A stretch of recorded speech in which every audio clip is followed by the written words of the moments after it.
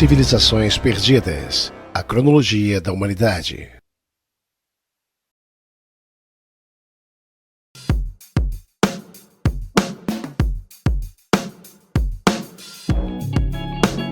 Há muitos séculos, a idade da Terra e da humanidade tem sido motivo de grandes debates e controvérsias, tanto na comunidade acadêmica quanto no meio religioso, visto que propostas apresentadas por ambos os lados se diferem nem tanto em cronologia, mas na forma como são apresentadas fisicamente, onde a ciência propõe uma teoria totalmente evolutiva, enquanto a religião criacionista. Neste trabalho tratarei não a idade da Terra, mas da humanidade, visto que o canal já tem um vídeo onde trato especificamente esta questão chamado Gênesis, a idade da Terra, gigantes e bestas. Mesmo assim, darei algumas pinceladas no assunto. Só para recapitular a questão da idade da Terra, é fato que ela tem sido tema de debate não somente em grupos acadêmicos, mas também entre muitos grupos religiosos, principalmente os cristãos, nos últimos 200 anos. Por conseguinte, vários grupos de cristãos ortodoxos têm promovido a ideia de que a Terra tem menos de 10 mil anos de idade, alegando que tal afirmação vem em decorrência da própria Bíblia. Porém, o fato é que isso não confere, pois a Bíblia, na verdade, não nos dá nenhuma resposta objetiva quanto à real idade da Terra, embora estabeleça uma idade mínima, algo que podemos com certeza entender através da história contida em alguns textos, tanto quanto em evidências científicas atuais, do estudo de nosso planeta através de inúmeros processos geocronológicos absolutos, com a datação absoluta de rochas e minerais baseados na desintegração radioativa de isótopos e na determinação das composições isotópicas de materiais naturais. Deixando os termos técnicos de lado, o fato é que a Bíblia não fixa uma idade real para a Terra, e ao contrário do que se alega com base nos textos contidos no livro de Gênesis, ela apenas nos apresenta uma estimativa através de pistas importantes, que para serem encontradas é preciso muita pesquisa e atenção.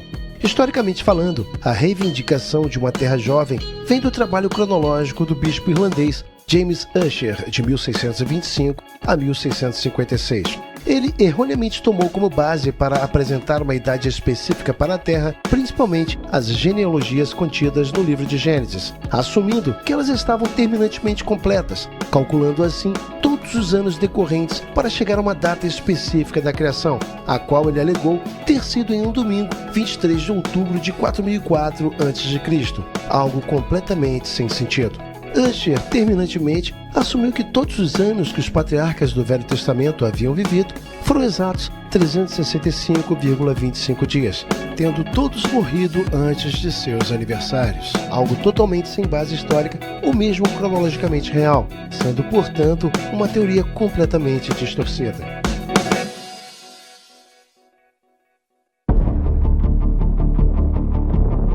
O problema é que a proposta feita pelo bispo Ussher, que foi em grande parte apoiada pelos registros de pais e filhos contidos nas genealogias de Gênesis, não podem servir como base para uma cronologia absoluta, justamente por se encontrarem incompletas. De igual modo, também os dias da criação descritos no mesmo livro, visto que os textos não poderiam estar falando de um dia de 24 horas de duração literais, como vemos na contagem do tempo convencional apresentado em nosso calendário gregoriano, algo que com certeza torna muito pouco provável a possibilidade na crença de que a Terra tem apenas 6 mil anos de idade.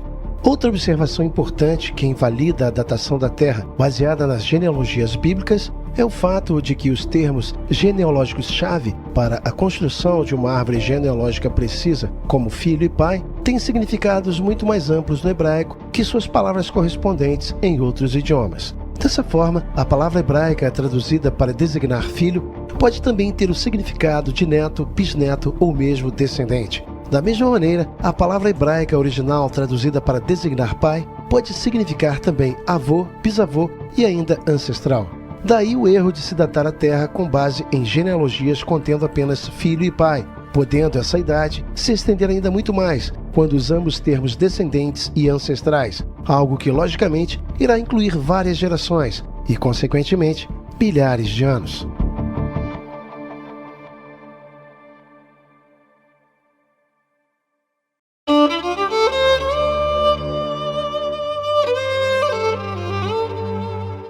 Então, se tomarmos como base um dia de 24 horas da criação de Gênesis, uma geração terá apenas 6 anos, e por conseguinte, a humanidade 6.000 anos. E não precisa ser um historiador para ver que isso não faz sentido algum. Um texto contido em Deuteronômio capítulo 7, verso 9, pode nos dar uma luz a esse respeito. Vejamos o que ele nos diz. Saiba, portanto, que o Senhor é Deus. Ele é um Deus fiel, que mantém sua aliança de amor até 1000 gerações daqueles que o amam e obedecem seus mandamentos. Deuteronômio capítulo 7, verso 9. Se partirmos da premissa de que uma geração bíblica na verdade equivale de 30 a 40 anos, logo essas 1000 gerações descritas em Deuteronômio nos darão uma estimativa de que a humanidade tem no mínimo 40.000 anos e não 6.000. E isso pode estar se referindo somente às gerações pós-diluvianas, já que os referidos textos são desta era, mesmo porque os antediluvianos viviam muito mais do que os pós-diluvianos. Outro texto bíblico extremamente significativo e que pode nos dar ainda muito mais esclarecimento sobre qual seria a real idade da humanidade se encontra em Gênesis capítulo 10, verso 25. A Éber nasceram 2 filhos, um deles foi Peleg, porquanto em seu tempo a terra foi dividida. Gênesis capítulo 10, verso 25. Intrigantemente, esta divisão da terra mencionada no texto pode estar relacionada com a remoção de pontes terrestres no final da última Era do Gelo, há cerca de 12.000 anos, como o Estreito de Bering, por exemplo, bem como muitos outros que existiram, os quais nem sequer temos conhecimento, justamente por serem de eras antediluvianas, o que sugere que, em um passado distante, havia uma humanidade conectada globalmente na Terra, bem como nos mostram muitos vestígios arqueológicos espalhados por todo o mundo. Durante este tempo, o nível dos mares subiu radicalmente várias centenas de metros, à medida em que as camadas de gelo continentais derretiam e fluíam para os oceanos em um ritmo freneticamente acelerado. Supondo então que as genealogias bíblicas usadas pelo bispo Ussher estivessem completas, ou que definitivamente não estão, poderíamos calcular que Peleg viveu pelo menos há 4.000 anos. No entanto, como a divisão da Terra realmente ocorreu há 12.000 anos, podemos determinar que as genealogias apresentadas por ele representam apenas 1/3 das gerações que realmente existiram na Terra, ou seja, 12.000 dividido por 4.000, algo que nos dará, assim, um marco do início da humanidade, que seria de pelo menos 24.000 anos. Porém, como as genealogias presentes no livro de Gênesis representam apenas 1/3 da total, a idade se alinhará com os 40.000 anos bíblicos citados anteriormente. O interessante é que, do ponto de vista científico, o primeiro humano moderno conhecido como Homo sapiens começou a desenvolver ferramentas sofisticadas, arte e adoração religiosa na Europa há cerca de 50.000 anos. Sendo assim, ambas, ciência e Bíblia, nos apresentam argumentos significativos para esboçarmos uma humanidade quase no mesmo período. A diferença é que a ciência estende em 100.000 anos essa existência humana na Terra, numa forma bem menos inteligente, onde esses humanos seriam supostamente ancestrais primitivos do homem moderno, que teriam alcançado o ápice de seu desenvolvimento através da evolução até se tornarem no que somos hoje.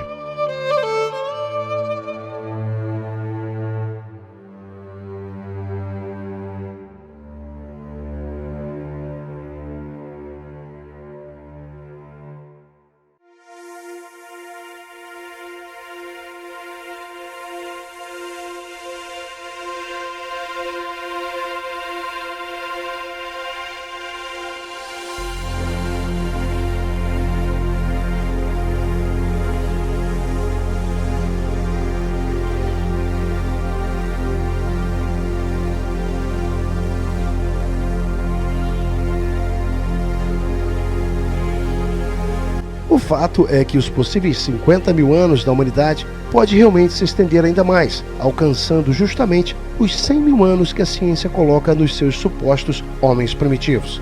Isso porque os fósseis encontrados neste período podem ser, na verdade, de antigos gigantes, bem como muitas espécies amálgamas primitivas que sabemos de fato ter existido em um passado distante. E se houveram gigantes neste período, logo haveria também humanidade. Sendo assim, este período pré-histórico para a ciência seria equivalente à era antediluviana contida nas Escrituras, em especial no livro de Gênesis. Dessa maneira, não poderíamos datar a existência do homem na Terra em apenas 6.000 anos, baseado nos cálculos de gerações incompletas de Gênesis, feitas pelo bispo Ussher. O mais certo a se dizer é que as genealogias bíblicas nos dão apenas uma pequena e muito distante estimativa para chegarmos a um valor próximo do que realmente teria sido a quase sempre renegada idade da civilização humana na Terra. E se a humanidade tem no mínimo 150 mil anos, a nossa Terra logicamente seria muito mais antiga, visto que o homem foi a sexta e última criação de Deus. Em alegação a essa cronologia, descobertas controversas feitas em algumas cavernas sugerem que os humanos chegaram às Américas muito antes do que se pensava. Os achados sustentam que eles teriam vindo do leste da Ásia por volta de 130 mil anos. Apesar da grande quantidade de evidências arqueológicas sustentarem tal teoria, alguns pesquisadores ortodoxos a contestam, afirmando que a humanidade não seria tão velha assim. A visão arqueológica padrão é que a ocupação das Américas começou por volta de 15 a 16 mil anos, usando como base para isso meticulosos estudos genéticos e artefatos encontrados em locais datando de 14 mil anos no Chile, sugerindo assim que esses homens atravessaram o Estreito de Bering. No final da década de 1960, a cerca de 120 quilômetros a sudeste da cidade do México, por exemplo, foram encontradas ferramentas de pedra incrivelmente sofisticadas, superando em tecnologia as melhores ferramentas que a ciência diz ter sido produzidas pelos supostos homens de Cro-Magnon na Europa. Os cientistas aplicaram 4 métodos de datação aos achados e estratos em que foram encontradas as ferramentas. Incrivelmente, os 4 métodos revelaram uma data unânime de cerca de 150 mil anos para todas elas, confirmando assim muitas outras alegações de nossa estada aqui muito mais tempo do que se pensava anteriormente. Mais uma vez, descobertas contradizem totalmente a crença arqueológica e antropológica, não somente em relação à idade de civilizações do Novo Mundo, mas também de toda a história do início da humanidade. Ao contrário disso, a arqueologia convencional propõe que a humanidade não era capaz de produzir ferramentas avançadas há pelo menos 100 mil anos, principalmente na África. Porém, como muitos artefatos encontrados em todo o mundo podem confirmar, há uma grande incoerência nesta afirmação. A verdade é que propostas feitas por pesquisadores modernos como Charles Hapgood têm nos dado respaldo para confirmar que muitos sítios arqueológicos e estruturas megalíticas descobertas pela arqueologia em vários lugares do mundo têm idades muito mais extensas do que ela geralmente nos alega.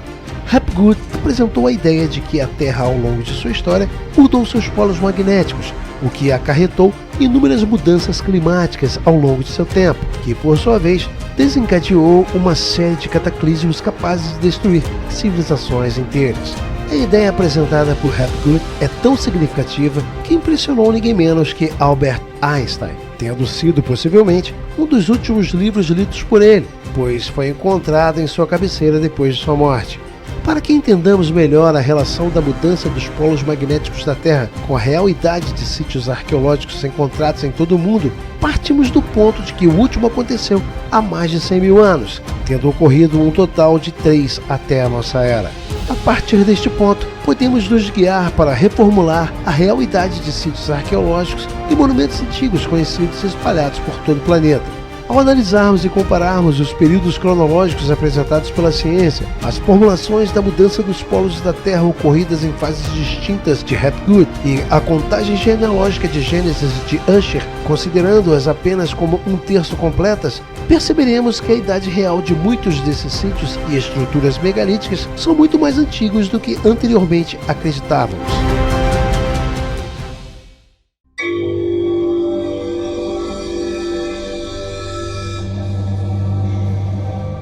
Outro fator significativo que corrobora a mudança dos polos através do deslocamento das placas tectônicas proposto por Hapgood é a diferença em graus dos alinhamentos da maioria dessas estruturas, algo que, inegavelmente, aponta para um passado muito mais distante da cultura humana do que se pensava anteriormente, precedido, é claro, de uma destruição iminente que devastou todo o mundo antigo com todos os seus mais avançados conhecimentos. Não é à toa que vemos carcaças de animais de lugares gelados com alimentos em seus estômagos de regiões subtropicais, como mamutes e rinocerontes peludos, recentemente descobertos pela paleontologia, algo que a teoria de Hapgood aponta com precisão. Ela argumenta que a última mudança coaxial terrestre ocorreu por volta de 12 mil anos, tendo como resultado a mudança brusca do clima na Terra. As consequências desta mudança, que ocorre de 12 a 20 mil anos, desencadeou então alterações climáticas drásticas em toda a superfície terrestre, alterando completamente seu estado climático anterior.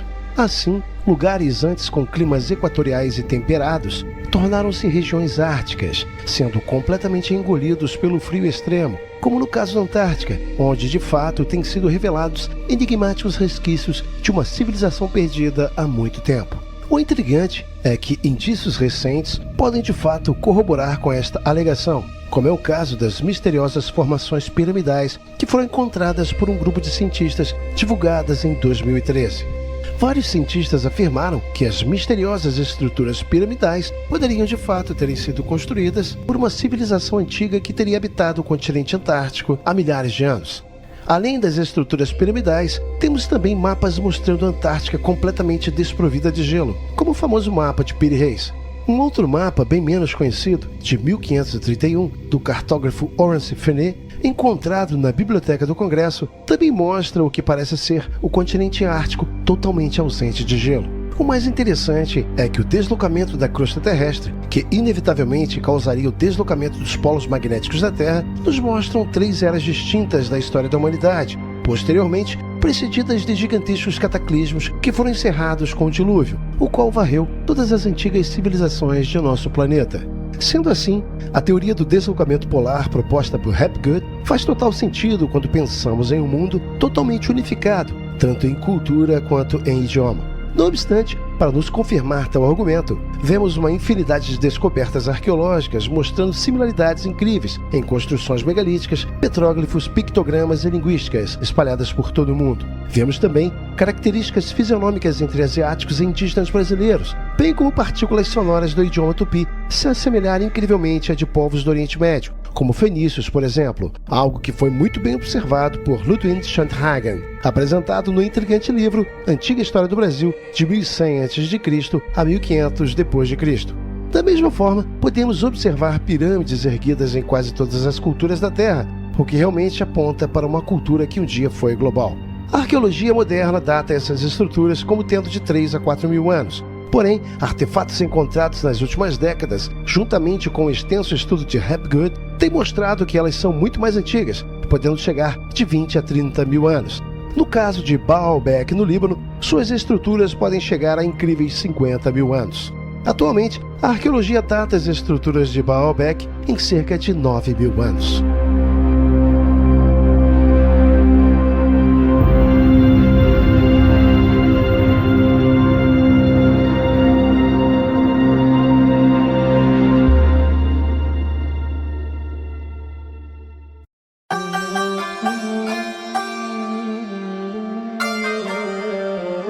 Intrigantemente, lendas árabes antigas dizem que Baalbek foi construído por uma raça de gigantes, vindo posteriormente a ser reutilizado por civilizações posteriores que o dedicaram ao deus Baal.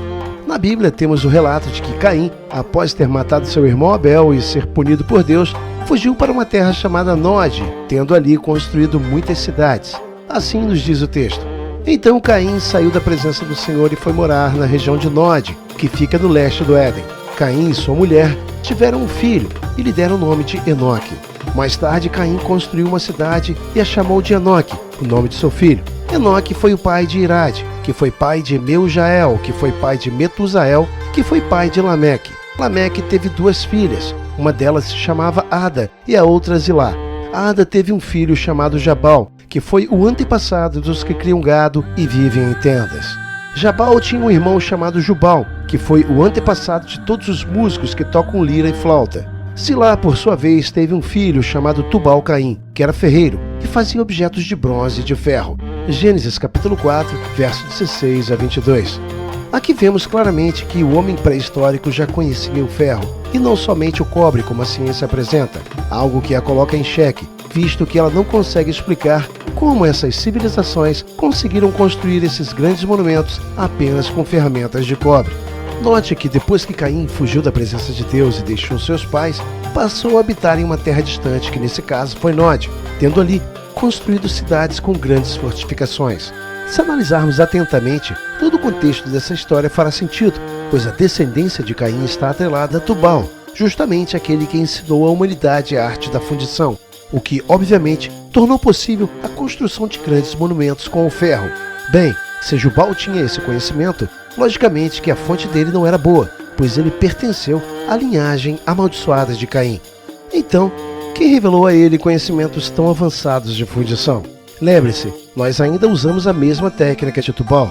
Então, de fato, foi um conhecimento avançado, e ainda é em nossos dias, pois sem ele não poderíamos produzir nada em nosso mundo moderno. Isso porque o ferro é a liga mais utilizada no mundo. Logicamente que foram os anjos, e se esses anjos chamados sentinelas no livro de Enoque estavam se relacionando com as mulheres já neste tempo, nada impede que Tubal tenha sido um descendente direto desta linhagem, visto que foi outorgado justamente a ele tal conhecimento.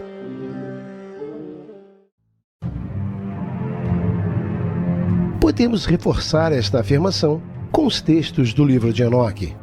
Além disso, Azazel ensinou os homens a fazerem espadas, facas, escudos, armaduras, a fabricação de espelhos, a manufatura de braceletes e ornamentos, o uso de pinturas, o embelezamento das sobrancelhas e o uso de todo tipo selecionado de pedras preciosas e toda sorte de corantes, para que assim o mundo fosse alterado. Enoque, capítulo 8, verso 1. Ligado a isso, temos a estatura muito superior de homens antediluvianos. Entretanto, não podemos pensar que todas as estruturas antigas devam ser creditadas somente a gigantes, embora a maioria delas de fato devam ser. Mas também há uma civilização com conhecimentos altamente avançados, repassados por anjos caídos e provida de uma força 5 a 10 vezes maior do que a do ser humano atual. Não é à toa que lendas árabes antigas relatem que foi uma raça de poderosos gigantes que construiu Baalbek, o qual muito provavelmente fez parte do mesmo período ou mesmo pouco depois da construção de grandes cidades erigidas pelos descendentes de Caim, sendo todos eles igualmente de grande estatura. E se a civilização antediluviana era de grande estatura, o que dirá Caim e seus descendentes? Pois ele fez parte da primeira geração, nascidos do primeiro casal da terra, portanto, eram providos de todas essas capacidades, juntamente com a civilização que construiu grandes monumentos como Baalbek, justamente pela proximidade parental. Essas informações nos dão subsídios suficientes para argumentar que a maioria dessas estruturas, atualmente inexplicáveis pela ciência, não foram construídas depois do dilúvio, como ela geralmente propõe, mas de um tempo muito mais distante, em eras antediluvianas.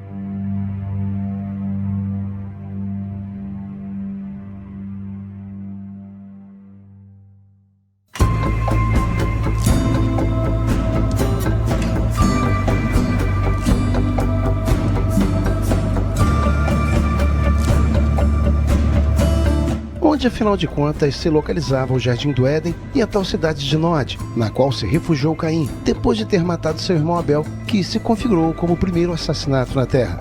O problema com essa questão é que a maioria dos pesquisadores procura a resposta da maneira incorreta. Para que entendamos melhor onde se localizava o jardim que Deus criou no começo do mundo para que o homem vivesse bem eternamente, precisamos antes fazer algumas observações. E plantou o Senhor Deus um jardim no Éden, na direção do Oriente, e pôs nele o homem que havia formado. Do solo fez o Senhor Deus brotar toda sorte de árvores agradáveis à vista e boas para alimento, e também a árvore da vida no meio do jardim e a árvore do conhecimento do bem e do mal. E saía o rio do Éden para regar o jardim, e dali se dividia repartindo-se em 4 braços. O primeiro chamava-se Pison, o qual rodeava a terra de Avilá, onde havia ouro, e seu ouro era muito bom. Também se encontrava lá o bidélio e o ônix. O segundo rio chamava-se Gion, que circundava a terra de Cush. O nome do terceiro rio é Tigre, o qual corre para o oriente do que era antes a antiga Síria. E o quarto se chama Eufrates. Tomou, pois, o Senhor Deus então ao homem e o colocou no jardim do Éden para que o cultivasse e o guardasse. Gênesis capítulo 2, versos 8 a 15. A Bíblia indica claramente que o Jardim do Éden se localizava entre 4 rios específicos. Os rios Pison e Gion não podem ser identificados, muito provavelmente por terem sido extintos há muito tempo pelo dilúvio.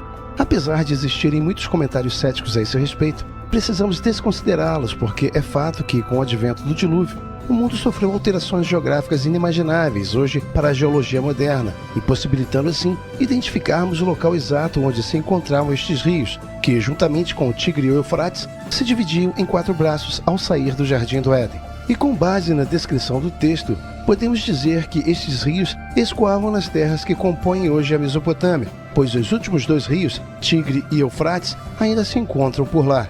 Porém, muito provavelmente sendo uma sombra do que realmente foram em seu estágio inicial, devido, é claro, a grandes mudanças sofridas na geografia após o dilúvio, que contribuiu com milhares de anos de assoreamento, sem falar que com o decorrer desses milênios, seus nomes foram sendo modificados pelas muitas gerações que vieram a existir.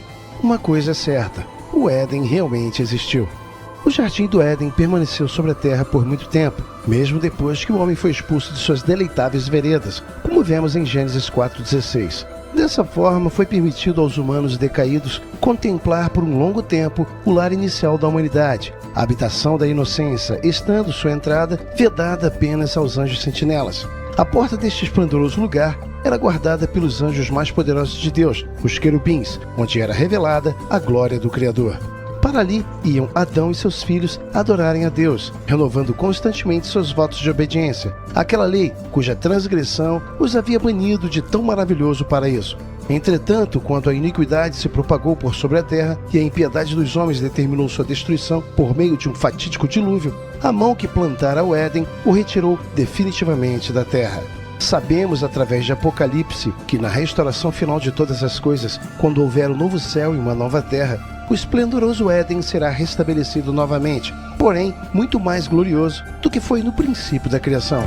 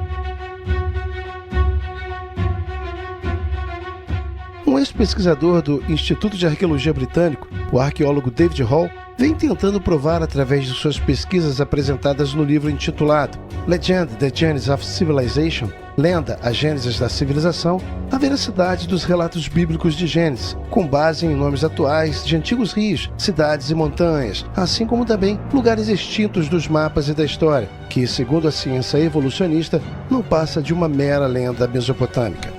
E o fato das propostas apresentadas através das pesquisas de Hall, onde foi determinado que o local do Éden se encontrava no que hoje seria próximo a Tabriz, uma cidade do Irã considerada feia pelo autor em comparação à descrição do paraíso descrito em Gênesis, tornou o relato bíblico ainda mais difícil de ser acreditado pela ciência.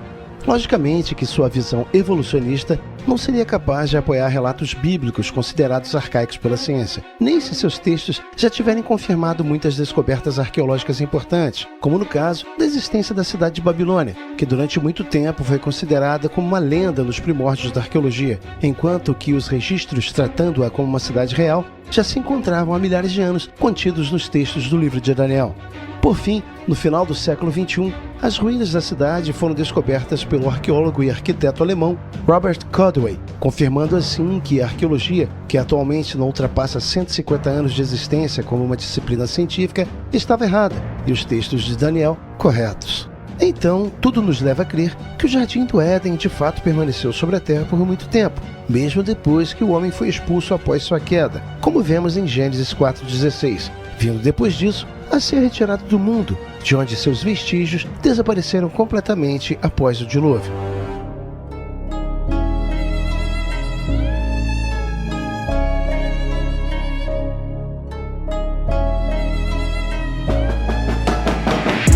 já citado, o professor Charles Hapgood apresentou em sua proposta que já houveram 3 deslocamentos da crosta terrestre nos últimos 100 mil anos, o que leva alguns pesquisadores a acreditar que eles aconteçam a cada 41 mil anos e que o último aconteceu há 12 mil, justamente como proposto por ele. Então, se for esse o caso, teremos que acrescentar esses anos a mais nas datações atuais que se tornaram padrão na disciplina de arqueologia.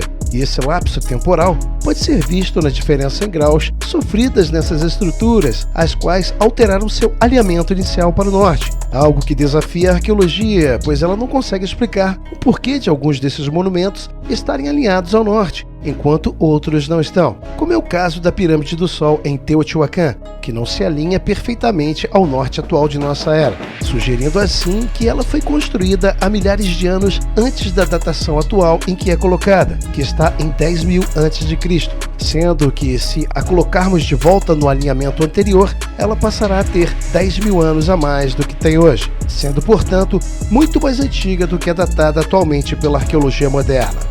Essas descobertas são muito importantes, porque nos alegam que o passado da humanidade é muito mais antigo do que apenas 6 mil anos, como proposto pelo bispo Ussher, através das genealogias bíblicas, ideia essa que é fundamentada e tida como factual pela maioria dos cristãos modernos.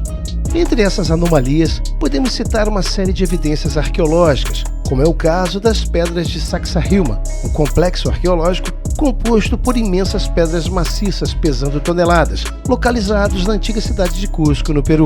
Até hoje não se consegue explicar como esses blocos colossais foram transportados a mais de 3 mil metros de altitude e tão perfeitamente encaixados que nem mesmo uma folha de papel pode passar por entre eles. Um detalhe muito importante a se notar é que, ao serem indagados quem teria construído o muro colossal de Sacsayhuaman, os nativos locais disseram que, quando seus ancestrais ali chegaram, essas estruturas já se encontravam no local há milhares de anos. Portanto, nem eles, nem mesmo seus ancestrais, têm ideia de quem realmente o construiu.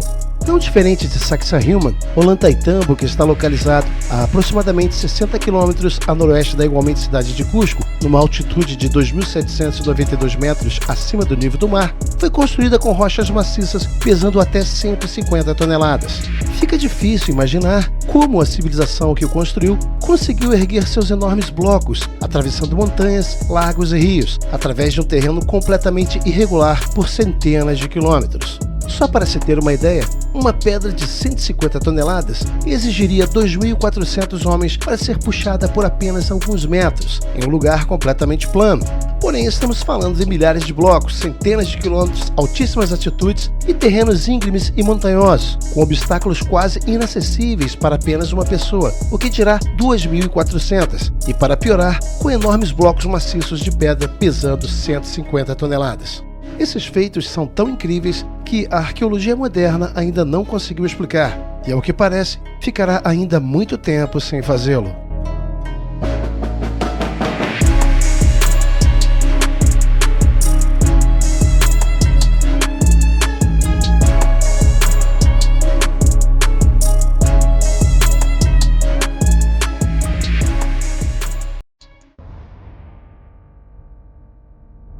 Por conta disso, muitos povos andinos no entorno da Cordilheira dos Andes, Colômbia ao deserto do Atacama, acreditam essas misteriosas e magníficas construções a entidades tidas por eles como deuses.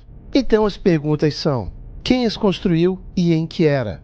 A resposta mais plausível é que, de fato, foram civilizações antediluvianas com grande força e conhecimentos avançados, pois nem mesmo a tecnologia que temos hoje é capaz de mover pedras de tamanha dimensão, o que dirá transportá-las a milhares de metros montanha acima, por terrenos completamente acidentados.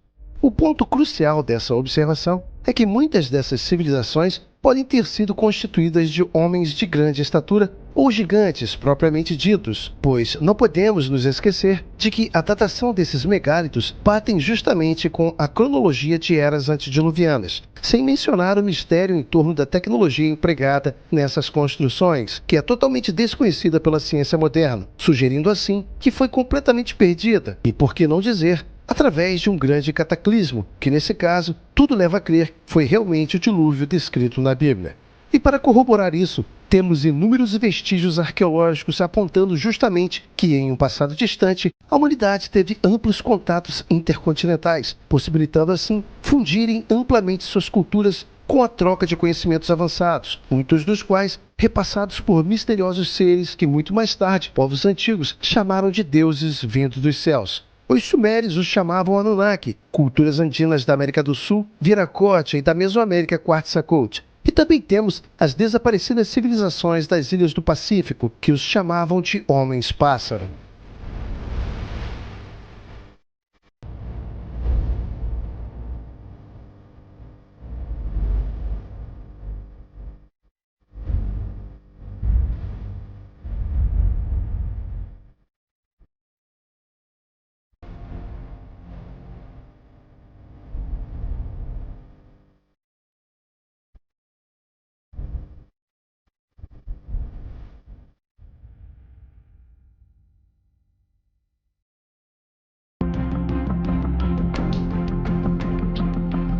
Outro grande mistério que desafia a arqueologia até hoje é a Ilha de Páscoa. Intrigantemente, no dia em que ela foi descoberta pelo navegador holandês Jacob Rodven, não foi encontrado um habitante sequer, apenas gigantescas estátuas maciças de pedra, que com seus olhares penetrantes pareciam ter sido colocadas lá para avisar a possíveis intrusos que o local pertencia a uma poderosa raça de gigantes. Até hoje não se chegou a um consenso de como a misteriosa civilização que construiu os Moais conseguiu transportar essas enormes estátuas de pedra, pesando mais de 14 toneladas cada uma, através de um terreno todo montanhoso e acidentado.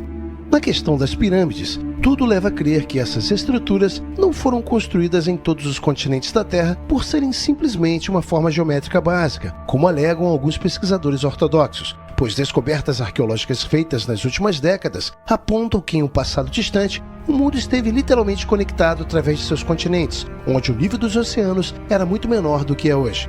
Biblicamente falando, parece que a entrada em cena desses oceanos está descrito em Gênesis capítulo 10, verso 25, estando eles inseridos diretamente na cronologia do tempo de Peleg.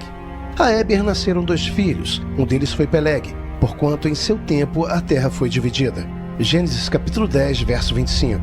Essa divisão da Terra pode estar se referindo justamente à divisão que os oceanos fizeram entre os continentes, os separando definitivamente e isolando as culturas umas das outras. De fato, a arqueologia já descobriu mais de 200 cidades submersas por todo o mundo, em profundidades inacessíveis ao mergulho de cilindro, sendo possível apenas explorá-las através de sondas robô, da mesma forma como foi feito com o Titanic. E isso tem colocado em xeque a real idade da humanidade. E nesse caso estamos falando de civilizações, pois entre essas descobertas foram encontradas estruturas complexas e avançadas demais para pertencerem à cronologia arqueológica convencional que coloca neste período supostos homens primitivos.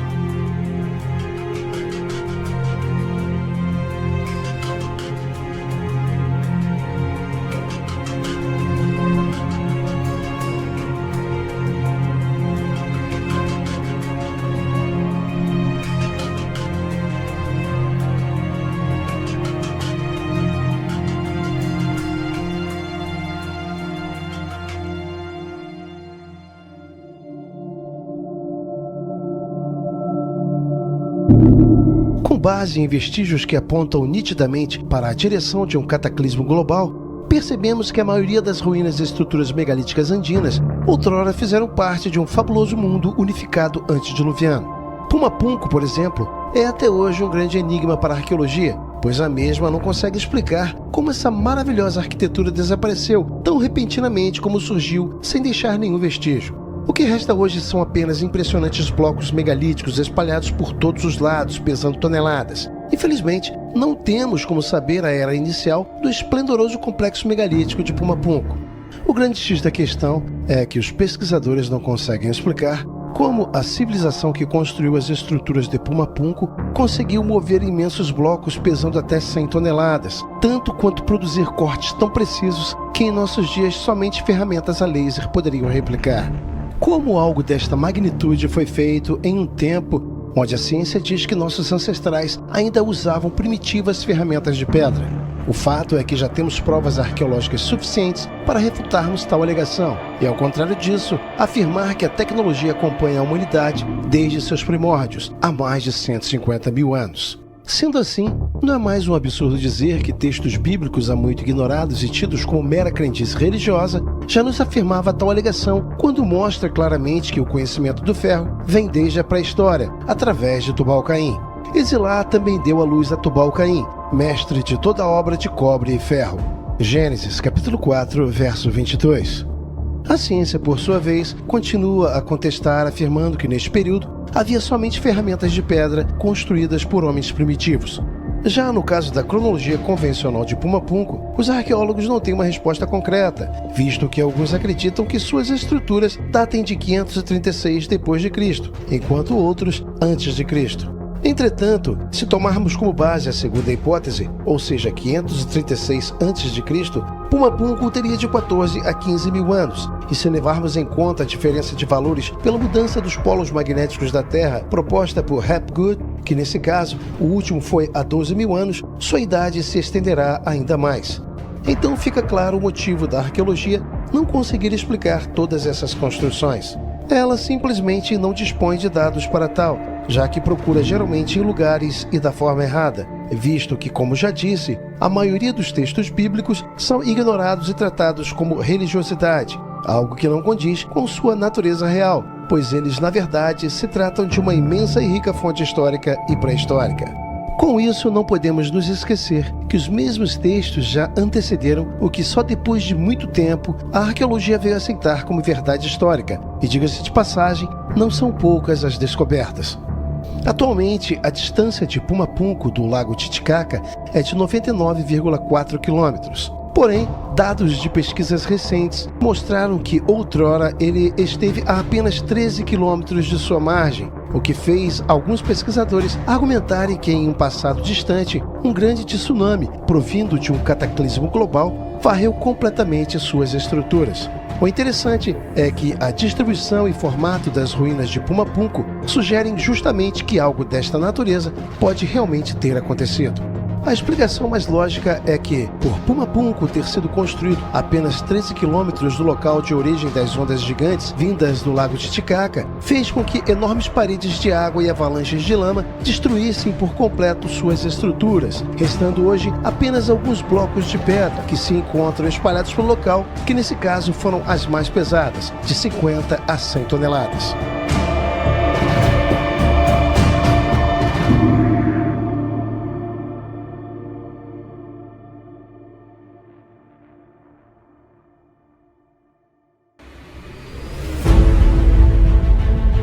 Uma coisa que temos que nos perguntar é: por que a maioria das estruturas megalíticas foram construídas obedecendo a padrões astronômicos ou mesmo circulares, sugerindo planetas? A lógica em questão reside no fato de que os gigantes que as construíram tinham uma ligação muito forte com suas origens, os céus, e podemos comprovar isso desde culturas andinas milenares até as civilizações mesopotâmicas, onde eles sempre apresentam em seus registros misteriosos seres vindos dos céus. Sendo então os progenitores dos gigantes seres vindos de fora da Terra, é sensato dizer que seus filhos criaram essas estruturas como uma espécie de simbologia para representar o local de origem de seus pais, ainda que possivelmente muitos de seus conhecimentos tenham sido extintivos, numa espécie de herança genética que se estereotipava em suas criações megalíticas, vindas de seus subconscientes ancestrais. Assim, eles criaram essas enormes estruturas, representando sua própria origem extraterrena, conferindo a esses monumentos a personificação do próprio cosmos, que eles viam como a casa de seus pais, tal qual nos apresenta o filme de ficção científica Prometheus. Ao que parece, em um mesmo período na pré-história, estavam sendo erigidas as maiores estruturas megalíticas que vemos hoje por quase toda a superfície da Terra. E o fato da maior parte delas ser datada com idades aproximadas, algo que gira entre 12 a 15 mil anos, nos confirma ainda mais esta proposta. O que percebemos é que essas estruturas foram aos poucos sendo aperfeiçoadas com o passar do tempo, assim como os próprios gigantes e civilizações que as construíram. No caso das civilizações, É claro que foi devido ao conhecimento que lhes foi repassado através dos filhos das sentinelas, os gigantes depois do dilúvio, pois em eras antediluvianas, estes anjos ensinaram diretamente conhecimentos proibidos à humanidade. Isso significa que as sentinelas ensinaram conhecimentos proibidos aos homens não apenas diretamente, mas também indiretamente através de sua linhagem, os Néfilins antediluvianos, e também seus descendentes pós-diluvianos, encontrados largamente em Canaã no tempo de Moisés. O fato é que, ainda que não esteja registrado nos textos bíblicos, esses mesmos gigantes estiveram presentes não somente em Canaã, mas também em distantes partes do planeta, no mesmo tempo de Moisés e Josué. E sabemos disso pelo fato de uma grande quantidade de textos encontrados e datados do mesmo período, em várias culturas espalhadas pelo mundo, os mencionarem. Assim, muitas estruturas que vemos hoje, como o singular sítio megalítico de Ollantaytambo, não são construções originais, às quais historiadores convencionais acreditam aos Incas. Na verdade, elas foram erguidas sobre estruturas muito mais antigas, por uma civilização completamente desconhecida da arqueologia, que provavelmente vem de antes do dilúvio.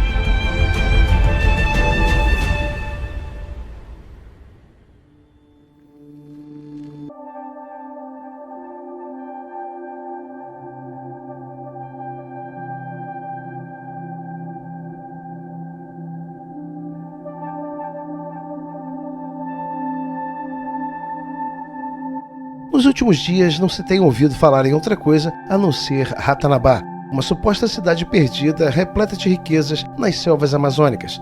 Inclusive, recebi uma enxurrada de comentários dos fãs e visitantes aqui do canal, pedindo para que eu fizesse um vídeo mostrando a minha posição a respeito do respectivo assunto. Pois bem, todos sabem que meu trabalho, em grande parte, não é construído com base em teorias convencionais. Porém, isso não muda o fato de ser muito cuidadoso neste sentido, sempre procurando apresentar dados, correlações e fontes historiográficas mais precisas possíveis, para assim corroborar minhas refutações e, é claro, não descaracterizar o formato científico, que o descreditaria ainda mais, deixando sempre espaço para que cada um assim tire suas próprias conclusões, em detrimento daquilo que apresento como conteúdo. Entretanto, tenho plena ciência de que muitos que frequentam este canal e apreciam esses mesmos conteúdos tomaram a apresentação teórica da suposta existência de Ratanabá como algo real. No entanto, não poderia deixar de expressar minha visão pessoal a respeito deste tema tão controverso, com base, é claro, em dados historiográficos, e não por empatia ou algo do tipo, visto que esta não seria uma visão neutra dos fatos históricos. Para quem não sabe, eu venho apresentando vídeos que falam sobre a existência de misteriosas civilizações da Amazônia há mais de 12 anos, no tempo em que trabalhava em outro canal chamado Mistérios da Antiguidade. Então, isso nunca foi considerado algo impossível ou mesmo um segredo para mim, mas algo totalmente corroborado por significativos dados históricos e arqueológicos. Inclusive, aqui no canal há outros vídeos que tratam deste assunto, como a Cueva de los Tayos e os Gigantes da Amazônia, entre outros. Neste, em específico, apresento uma possível ligação do Oriente Médio com as terras amazônicas há milhares de anos, corroborado, é claro, por inúmeros artefatos apresentados pelo enigmático Padre Crespi. Fato esse que acabou inevitavelmente gerando misturas linguísticas e culturais, conceito esse completamente diferente da visão apresentada na teoria de Ratanabá, que particularmente considero uma construção exagerada e despreparada historiográfica e cronologicamente. Sabemos, é claro, que há evidências de estruturas piramidais e construções megalíticas muito antigas na Amazônia, como na Equatoriana, por exemplo, bem como as já citadas estruturas gigantescas no interior da Cueva de los Tayos, e isso já foi confirmado há muito tempo, desde a década de 70. Temos também os geóglifos, uma descoberta feita no início de 1977, durante uma varredura arqueológica feita na Amazônia Ocidental. Entretanto, devido ao desmatamento, muitos novos geóglifos têm aparecido. Atualmente, 80 novos sítios arqueológicos contendo geóglifos já foram encontrados e catalogados por arqueólogos. Fora a região de Mato Grosso, os geóglifos também foram encontrados no Acre, Rondônia e sul do Amazonas. Além dessas evidências que apontam que em um passado distante houveram inúmeras civilizações na Amazônia, temos também artefatos mostrando similaridades com as culturas assírias, babilônicas e sumérias, na forma de estatuetas, textos cuneiformes, imagens antropomórficas, autorrelevos dos mais diversos com figuras idênticas às sumérias, tábuas de pedra com formas piramidais, entre outros muitos achados, todos esculpidos em pedra e metal, sugerindo que uma civilização antiga e sofisticada habitou a região da Amazônia em um passado muito distante. Talvez a mais intrigante e quase nunca mencionada descoberta feita no profundo da Cueva de los Tallos seja um túmulo gigante, contendo uma coroa igualmente gigante. Incrivelmente grande, a proporção de sua circunferência caberia 4 cabeças humanas. Intrigantemente, no interior do túmulo não foi encontrado nenhum esqueleto, e se caso houvesse, seria indubitavelmente gigante, visto que a gigantesca coroa estava depositada em seu interior. Até hoje, muito pouco ou quase nada se sabe de onde e quem eram as pessoas que habitavam este local, ou mesmo qual o período histórico em que elas se encontram no distante passado da Amazônia. A verdade é que a maioria dos povos que têm uma ligação direta e indireta com a Amazônia falam de enormes homens com características caucasianas, chegando em sua região em um distante passado. Com base nos muitos artefatos encontrados, tudo indica que esta civilização se deslocou da Mesopotâmia e se instalou naquelas terras, bem como em todas as Américas, muito antes dos atuais indígenas habitarem o que hoje conhecemos como Amazônia. Não é por acaso que as lendas da América do Norte e da América do Sul se assemelhem tanto. Então não é segredo que a Amazônia existiu não uma, mas inúmeras civilizações que migraram de outros continentes desde a antiguidade. O problema com Ratanabá é que ela generaliza e faz uma espécie de apelo político quando tenta colocar as terras brasileiras atuais como sendo o começo de toda a civilização. Ora, não é preciso ser um arqueólogo ou mesmo um historiador para dizer que isso não é verdade, com base em evidências, e pelo menos é isso que elas dizem. O que precisamos ter em mente é o que já foi falado anteriormente. Houve um tempo no passado distante da história da Terra em que muitos dos seus continentes estiveram ligados, havendo acesso entre a maior parte deles por terra. Isso fez com que muitos povos das Américas tivessem contato com continentes diferentes, os quais hoje se encontram completamente separados pelos oceanos. Porém, isso não muda o fato de que Gênesis nos diz que a vida começou na região da Mesopotâmia, algo que, inevitavelmente, faz com que muitos pesquisadores achem um absurdo o Éden ter existido ali, em uma região que consideram pobre, árida e desolada.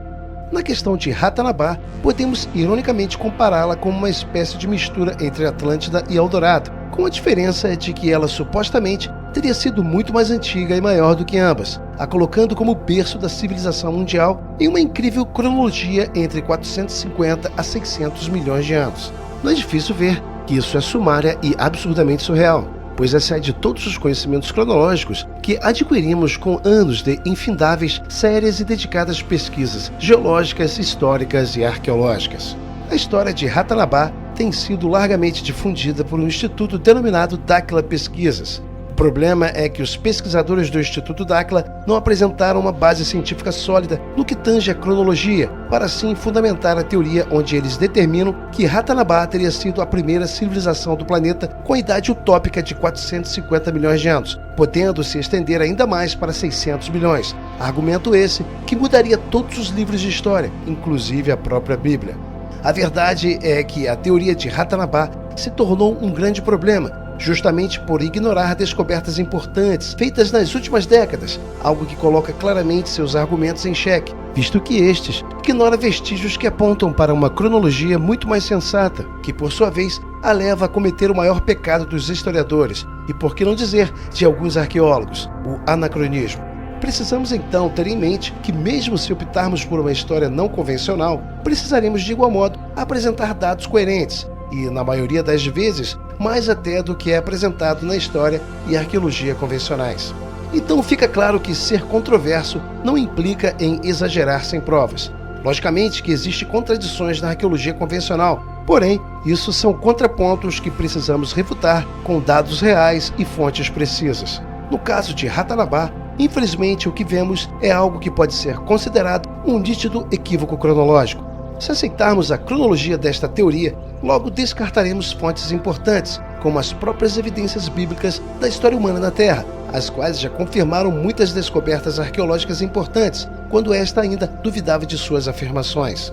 Então, o que vemos através da ótica da Dakhla Pesquisas é que o homem não surgiu entre o rio Tigre e Eufrates, como claramente nos afirma o livro de Gênesis, algo que, inevitavelmente, também dirá que o Éden não passou de uma lenda semítica arcaica, visto que ele, o livro de Gênesis, usa justamente os dois rios citados como ponto de referência da antiga posição geográfica do Jardim do Éden antes do dilúvio. Precisamos pensar fora da caixa, porém com o pé no chão, e nunca, é claro, deixando de analisar evidências que falam por si só, pois este não é o real papel de um pesquisador. Precisamos nos perguntar quais são verdadeiramente as bases desta teoria.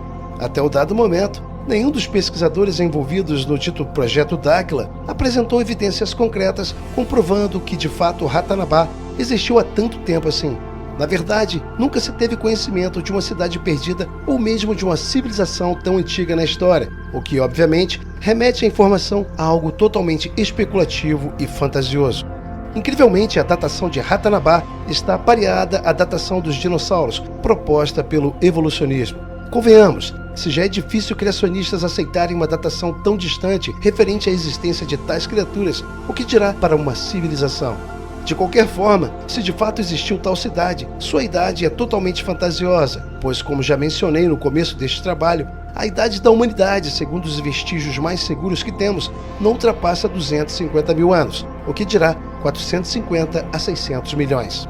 Em última instância, se aceitarmos uma datação tão extensa para a humanidade, seremos obrigados a reescrever a história, invalidando registros importantes, tanto bíblicos como científicos. Precisaremos descreditar a descoberta de Göbekli Tepe como sendo um marco no início da linguagem humana e ter como erro fatídico a idade da Terra, onde minuciosos estudos geológicos estimaram com exatidão sua cronologia com apenas 1% de erro.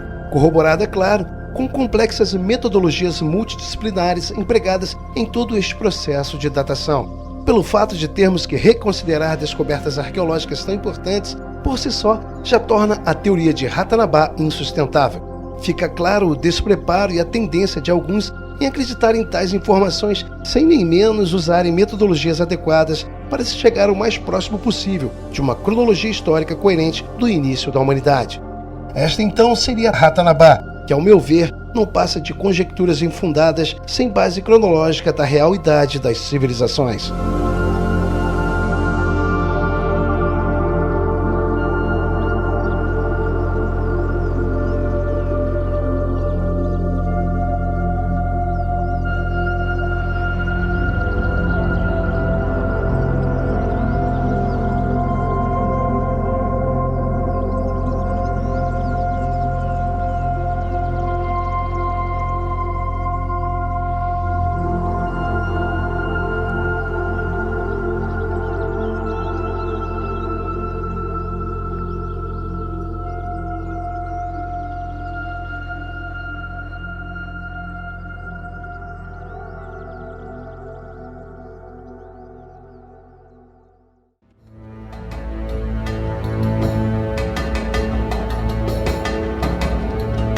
Um dos maiores mistérios referente aos povos indígenas do Brasil é saber qual sua origem, algo que tem sido discutido por muito tempo entre historiadores e arqueólogos em acalorados e infindáveis debates ainda sem solução. A verdade é que as questões envolvendo o assentamento original das Américas produziu ao longo do tempo várias teorias e, ao que parece, suas origens serão ainda motivo de disputa entre arqueólogos por muito tempo. Dentre as muitas vertentes hipotéticas, temos uma que parece fazer mais sentido, pelo fato de sérios estudos genéticos terem confirmado o que pesquisadores antigos deixaram registrado em suas pesquisas pessoais há muito tempo. Dentro do contexto de estudos genéticos, comprovamos que os povos indígenas modernos, que se estabeleceram na floresta amazônica entre 1000 a 3000 d.C., perderam todos os traços genéticos de gerações anteriores que apresentaram ser muito mais antigas, as quais a ciência apresenta como sendo o DNA siberiano que migrou de 13 a 15 mil anos para as Américas através do Estreito de Bering. Particularmente, 2 estudos de DNA do ano de 2015 confirmaram origens asiáticas presentes nos nativos das Américas. Entretanto, um antigo sinal de ancestralidade compartilhada com os nativos da Austrália e da Melanésia também foi detectado entre os nativos da região amazônica. Isso mostrou que a migração vinda da Sibéria teria acontecido há muito mais tempo do que foi anteriormente proposto, sendo estendida de 15 para 23 mil anos. No tocante a essa questão, é importante salientar que estudos anteriores mostraram de fato uma alta taxa de descendência asiática mongoloide nos povos indígenas brasileiros, algo que é apresentado amplamente por uma gama significativa de pesquisadores das décadas de 30 e 40, destacando-se nesta categoria o respeitado Ludwig Schanhagen, um dos maiores proponentes da história e da pré-história não convencionais do Brasil.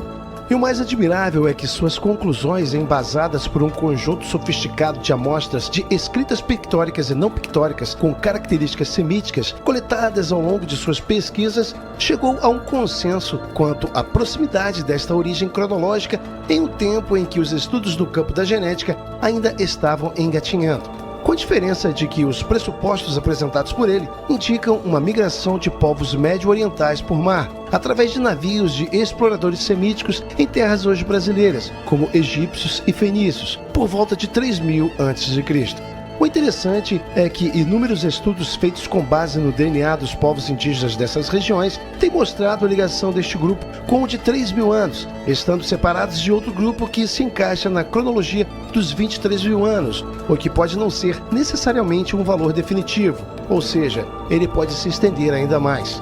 Isso porque no estudo dos fósseis da região amazônica foram encontrados crânios que datam de um tempo muito anterior aos dos fósseis dos indígenas atuais, da mesma forma como outro grupo pertencente à época dos exploradores europeus, datando assim de mais de 20.000 anos, algo que os ligaria indubitavelmente ao dilúvio bíblico. Isso claramente colocaria esses indivíduos em eras pré-históricas, o que traduzido para a linguagem bíblica seria nada mais do que eras antediluvianas.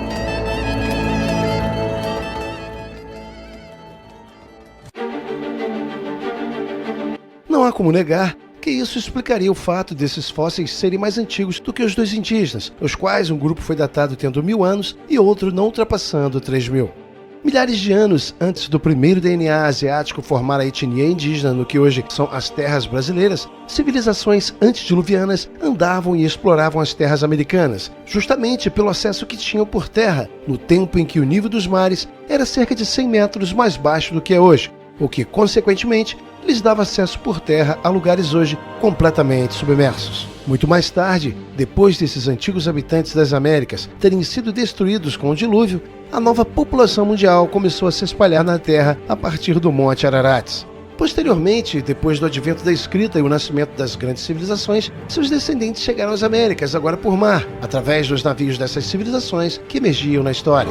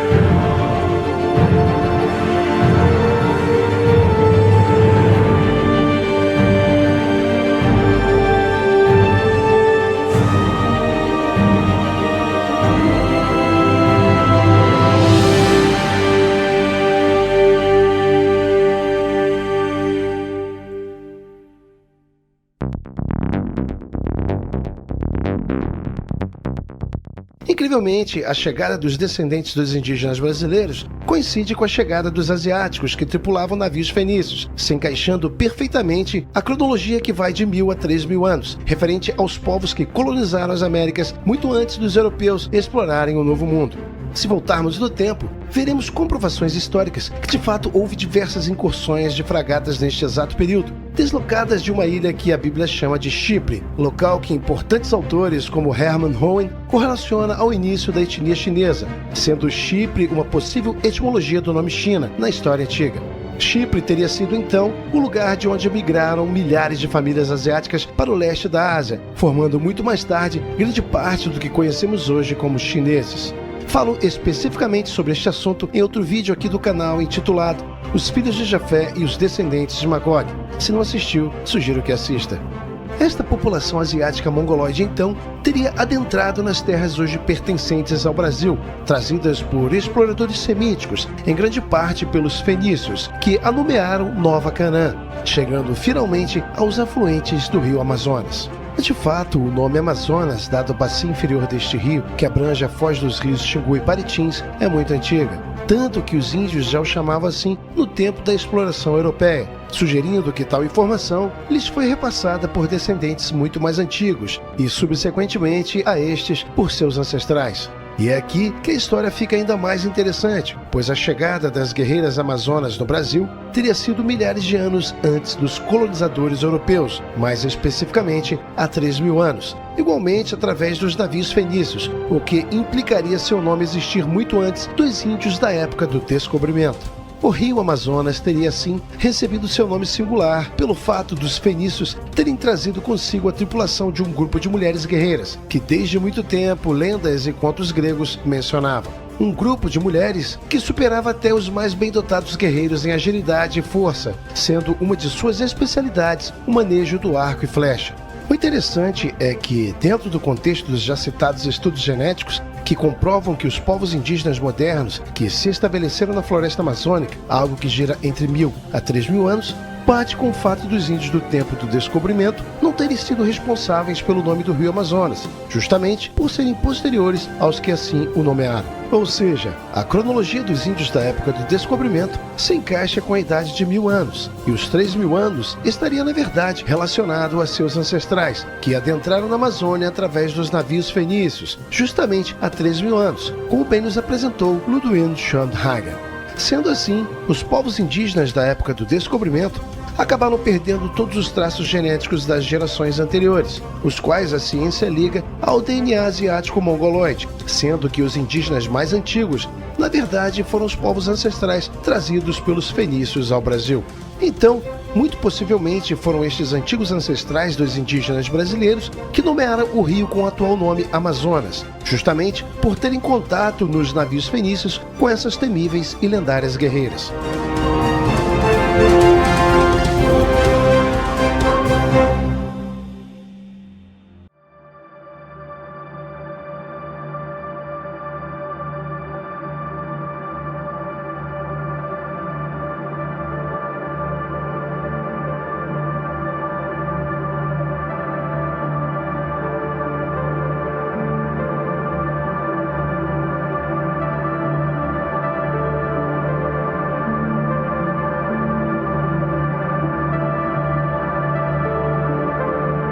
Ludwig Schoenhagen também afirmou que os fenícios fundaram 2 cidades-colônias por aqui, uma com o nome Tur ou Turo, no Rio Grande do Norte, hoje Touros, e uma na Bahia, conhecida como Torre.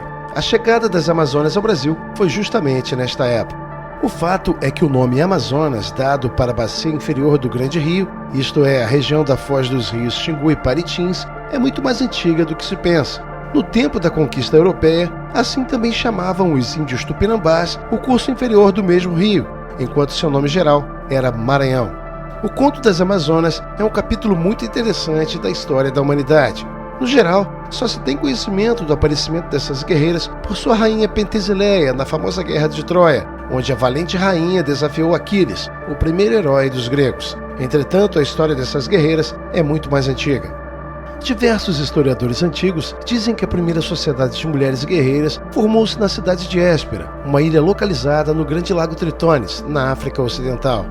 Esse lago era ligado ao Oceano Atlântico por um canal, mas depois de uma grande inundação, entrou o mar lago adentro, destruindo completamente a cidade de Héspera, obrigando assim as Amazonas a procurarem uma nova pátria. O interessante é que essa narração nos lembra contos de grandes cataclismos, como o que destruiu Atlântida e o continente de Mu. De fato, existe no interior da África Ocidental um grande lago por nome Chad, e de lá sai um rio que percorre o país de Daomé, onde hoje ainda vive um povo com mulheres guerreiras montadas e armadas, as quais são chamadas Amazonas de Daomé. Muitos escritores e viajantes do século XIX visitaram e descreveram este estado como sendo um estado de guerreiras africanas. Depois da destruição da cidade de Héspera, a rainha Mirina reuniu as sobreviventes e entrou com seu exército no território de um povo do Marrocos. Estes exigiram que as Amazonas entregassem suas armas e se dedicassem ao trabalho agrícola. Mirina, porém, recusou-se a tal imposição e venceu-os numa batalha. Depois invadiram a Numídia, hoje Algéria, onde existiram com sua rainha, agora por nome Gorgo, a quem também lhes foi imposto oferecer animais, vestidos e víveres. As Amazonas continuaram sua viagem pelo litoral da Líbia até o Egito, onde o faraó as recebeu com amizade, oferecendo-lhes de bom grado muitos víveres. De lá, passaram a Palestina e a Síria, onde o povo lhes foi totalmente hostil, travando-se depois disso muitas batalhas.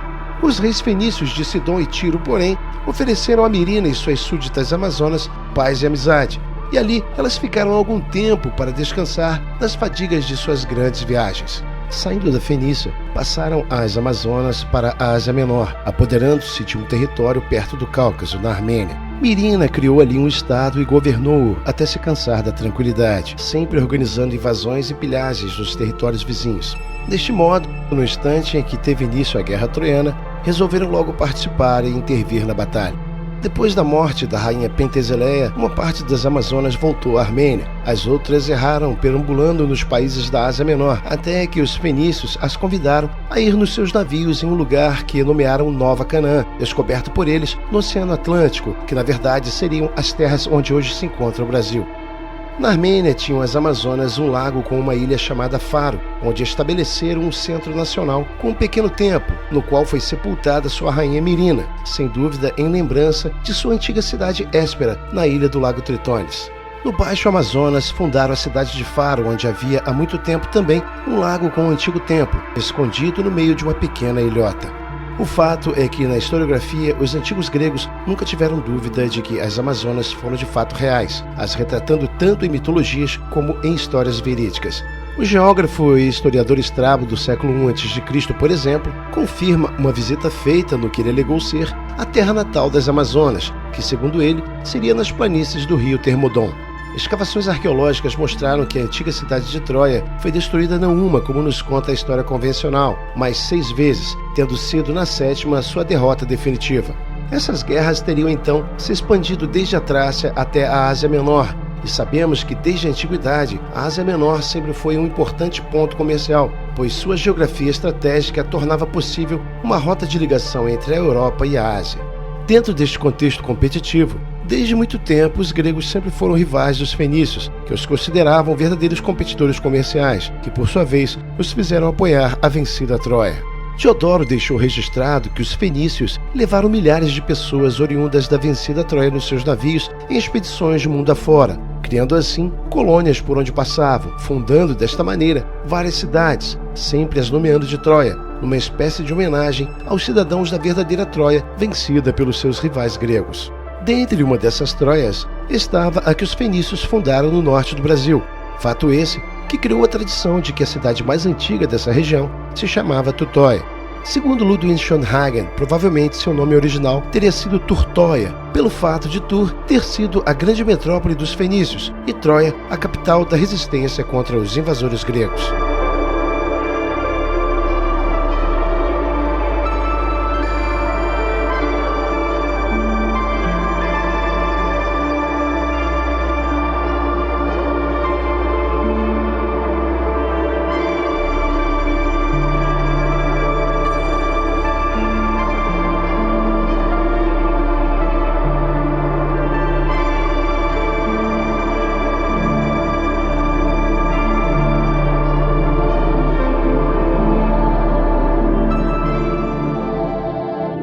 Concluímos com este trabalho é que a humanidade está há mais tempo na Terra do que apresenta a arqueologia convencional, podendo chegar de 150 a 250 mil anos, onde os ciclos migratórios das civilizações ocorreram em 2 estágios distintos, antes e depois do dilúvio. Entretanto, não podemos nos descuidar e colocar esta data ainda mais longe no passado, sem os devidos vestígios que liguem tal cronologia aos fatos reais que o compuseram. Nossa história é longa, porém nem tanto assim, e não mais do que o nosso planeta. Sendo as últimas criaturas da criação, nossa estada no mundo começa no 6º dia de milhares de anos decorrentes de uma cronologia ainda pouco compreendida. A verdade é que o nosso planeta tem ligação direta com esta incompreensão, pois não é fácil olhar uma paisagem depois de centenas de milhares de anos e aceitar que ela foi completamente diferente em um passado remoto. Sendo assim, esses são de fato os motivos que levaram nossas disciplinas a aceitarem que o mundo é estático em toda a sua história, o que definitivamente não é verdade. Ele se moveu internamente e criou novas formas em seu exterior no decorrer de milhares de anos, onde o então mundo recém-criado emergiu depois de enigmáticos eventos cataclísmicos, criando novas estruturas, clima e relevo, os quais sempre se constituíram um grande desafio para as gerações que se seguiram.